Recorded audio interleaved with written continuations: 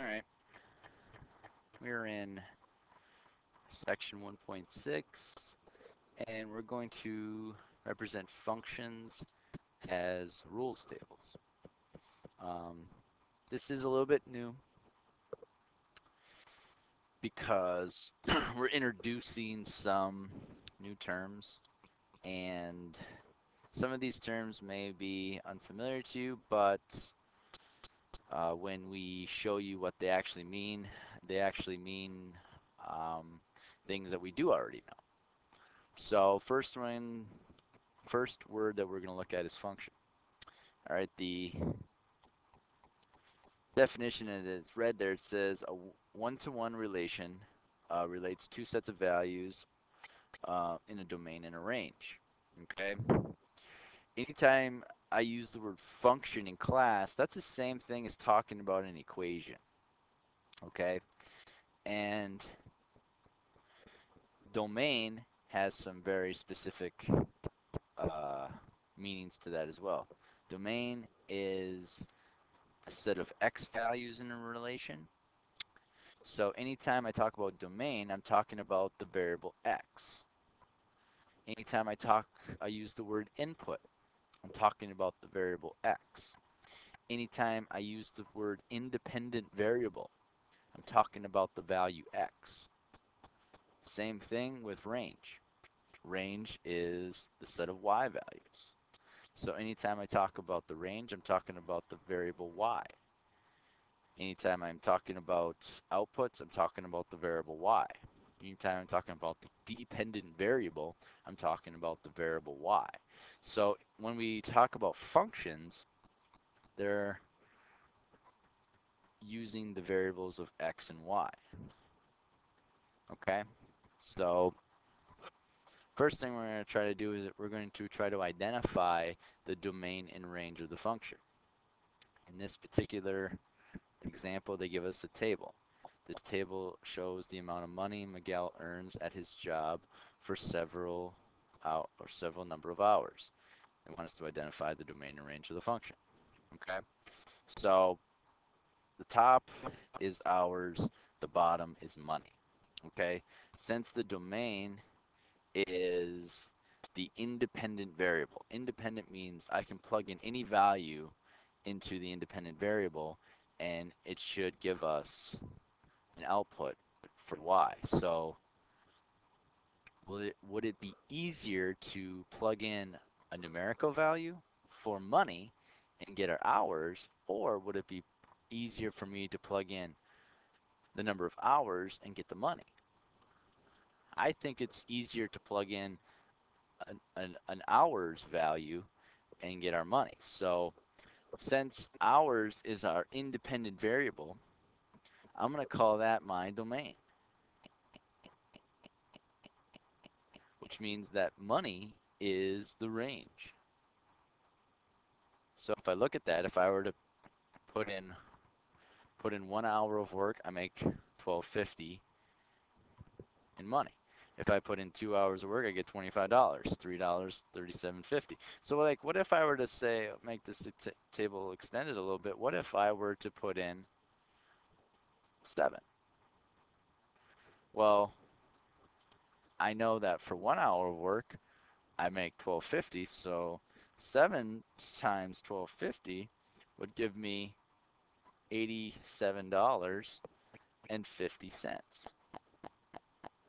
So if I were to write this as an equation or a function, in this case, it's going to be y equals 1250 multiplied by x, where y is the money Miguel earned, and x is the number of hours worked.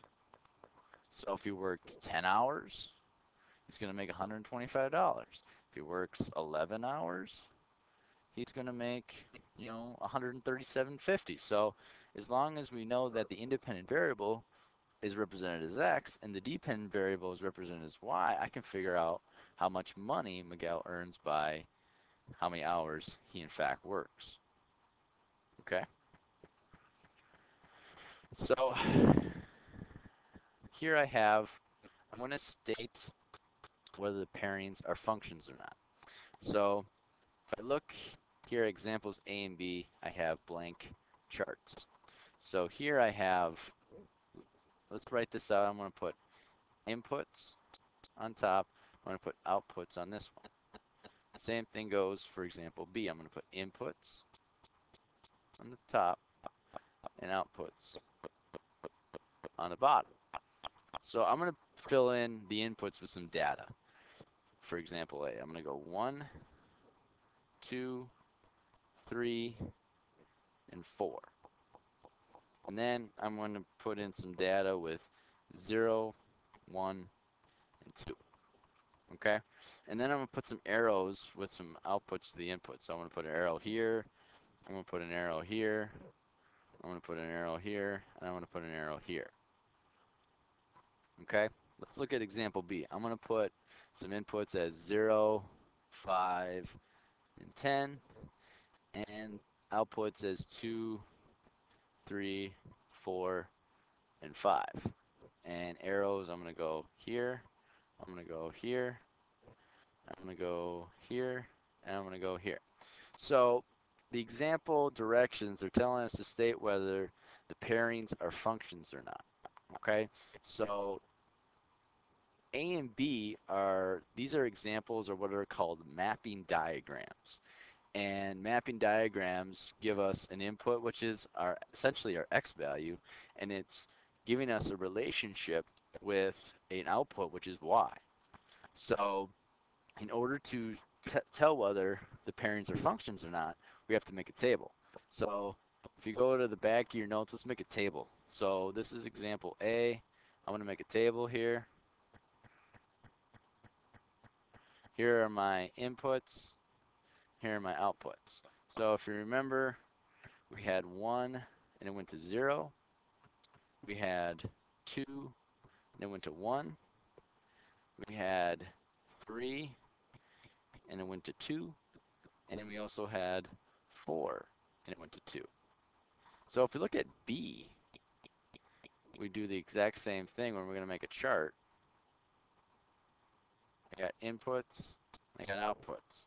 I had 0 and it went to 2.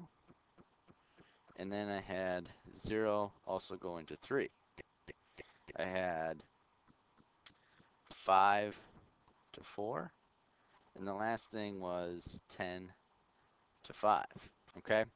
So here is the little key to tell whether a pairing is a function or not. If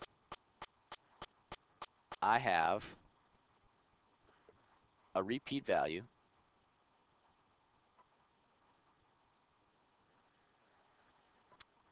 in the input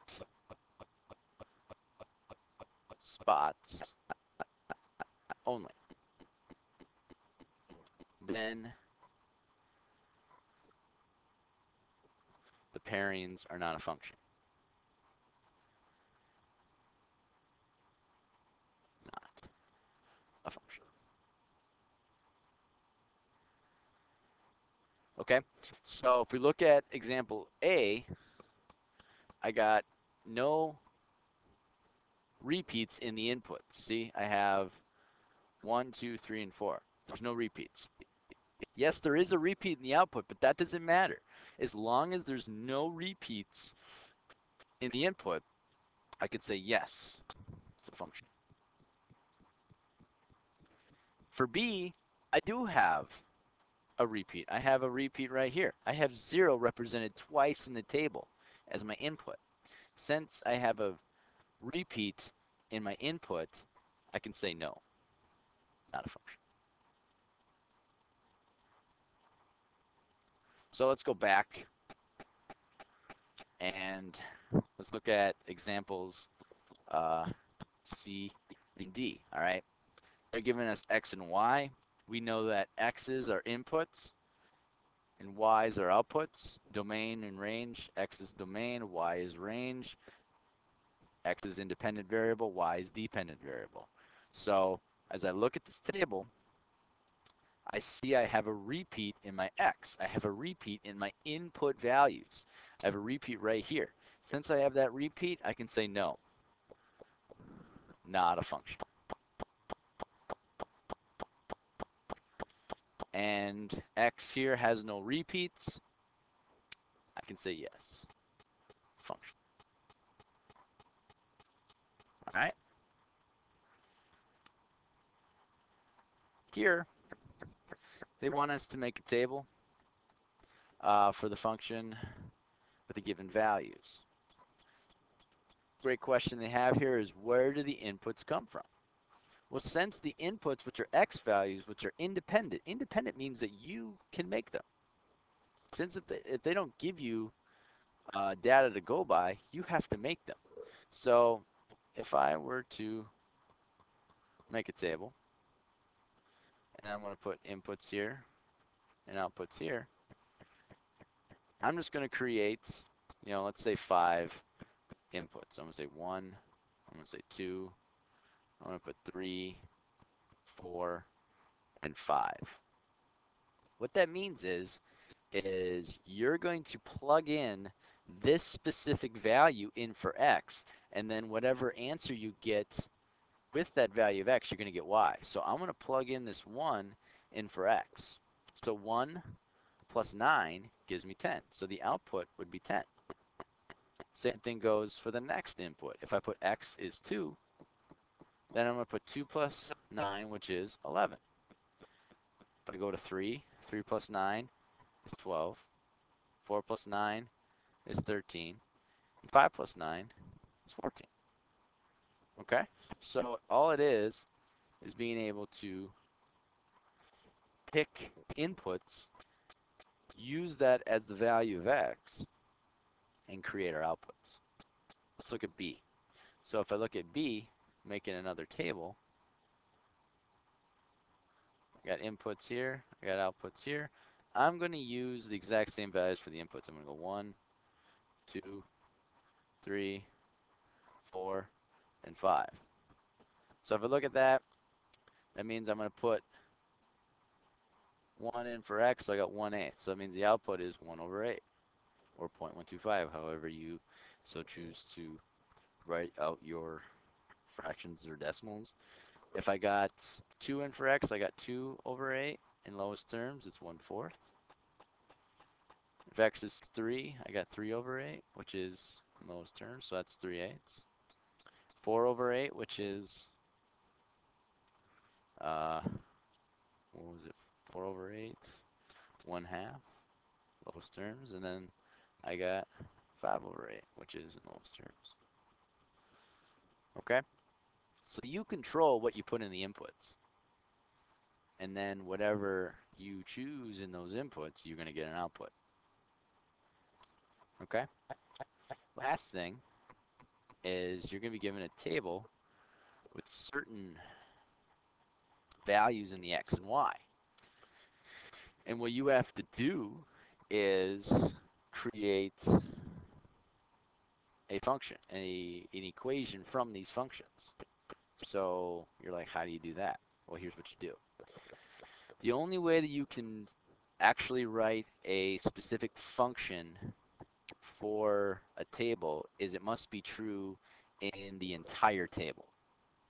So if it's true with 0 and -1, it has to be true with 7 and 6. So you have to ask yourself, what do you have to do from 0 to get it to be a -1? Well, I can take 0 minus it by 1, and it's going to equal a -1. Okay? So let's take a look at this. This value here is x, and this value here is y. So in order to write an equation, you have to make it in relation to x and y. So I'm going to go, instead of writing at 0, I'm going to put x minus 1 equals y. And the only way that this one is going to hold true is if it works for each one of the values in the table. So if x is 2, 2 minus 1 is 1, holds true. If x is 4, 4 minus 1 is 3, holds true. If 6 minus 1, 5, holds true, and 7 minus 1 is 6, holds true. So this is the equation for this specific function. So now if I look at b, I have 8, 7, 6, 5, 4, and I got negative 9, negative 8, negative 7, negative 6, negative 5. So I'm like, well, how am I supposed to get that first one as a negative 9? So what I can do is I'm gonna first multiply negative 1 to 8, and then I'm gonna subtract it by 1. And that's gonna give me a negative 9. Here's the deal. If it holds true, that means that I'm going to replace 8 with x, and I'm going to replace negative 9 with y. So I can say that, let's see if negative 1 times it by x minus 1 equals y. So let's look at the next example, see if it holds true. I'll put 7 in for x. 7 times a negative 1 is a negative 7. Negative 7 minus 1 is a negative 8. Holds true. 6. 6 times a negative 1 is negative 6. Negative 6 minus 1, negative 7. Holds true. Negative 5 times negative 1 is negative 5. Minus 1, negative 6. Again, holds true. Number, put 4 in for x. 4 times a negative 1 is negative 4. Minus 1, which is a negative 5. So you could write it like this, perfectly fine. Or you, if you wanted to get rid of that negative 1, you could say negative x minus 1 equals y. Both of these are perfectly acceptable answers and get full credit for it. And that is being able to represent functions as ruled states. Hope this helps. Till next time.